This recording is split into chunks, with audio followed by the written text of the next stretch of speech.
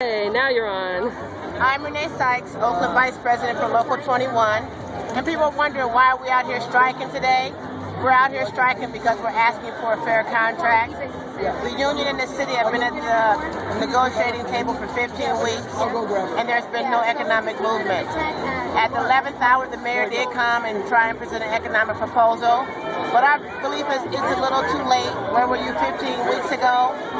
Why now, before we're ready to do a one-day strike, are you interested in engaging the union, especially Local 21,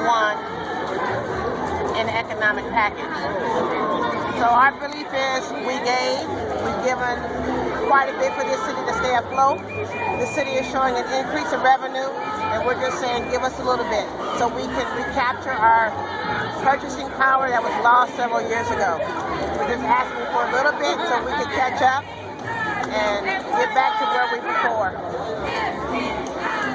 And can you speak after they pass to the idea that the public is likely, at least some people, to believe what they're being told through corporate press and through the bosses, that they've given you a fair offer or they've met you halfway, and explain how that is not true based on what they've done is possibly agree to increase wages but also take it back by increasing your payment towards pensions and such.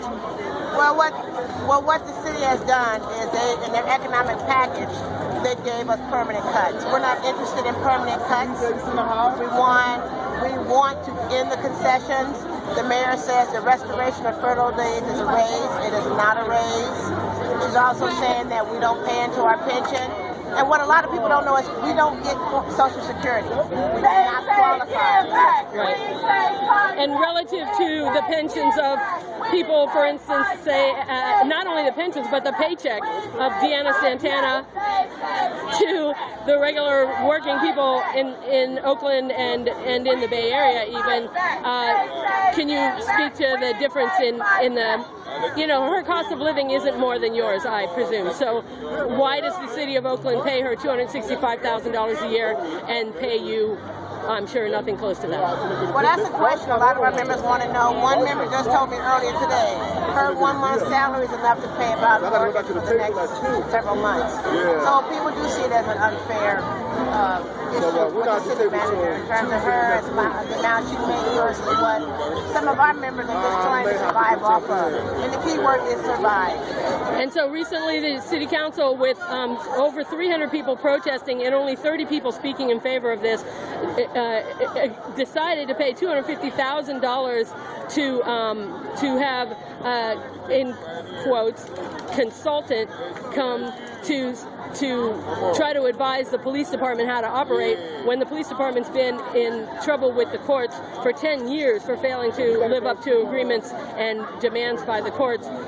Can you speak to that? And $250,000 thrown away for a 4-month period for a consultant who's known for actually developing the stop and frisk policies in other cities, and specifically New York and Los Angeles, then came to Oakland and took more money out of Oakland than you make in a year for 4 months of consulting.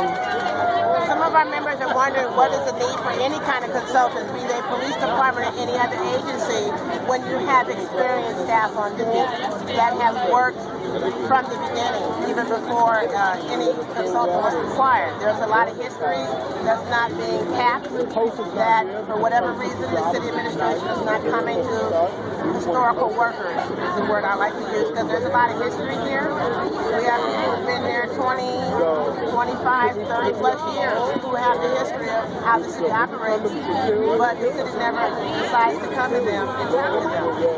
And then probably help us. We know we can help the city run more efficiently. Right, because you have the experience. We have the experience. And can you also speak to not only $1 million just now decided by the courts to pay to the folks who were basically ill-treated by Oakland police during the Oscar Grant protests and the Meserly sentencing protests, and also just generally the millions of dollars that are paid out by the city to cover illegal practices by the police, and the fact that the police don't have to pay those out of their own paychecks, and that money is exactly the money that could boost everybody's paycheck. Well, that's one of our concerns that we have is how can we avoid these kind of expensive litigation? What needs to be done to maybe train the officers so we don't have this insurmountable money being paid for these incidents that involve police and citizens of Oakland? And do you believe that the city should be covering those lawsuits? Because if the city refuses to cover those lawsuits and they're lost lawsuits, then the officers or the police union would have to pay them. And we believe there could be a better way where, that's one of the things we would like to do is to sit down with the city and figure out, is there a better way to pay out on some of these lawsuits? What they may be, we don't know, but we would like to sit down and engage the city in this conversation about how to handle some of these lawsuits.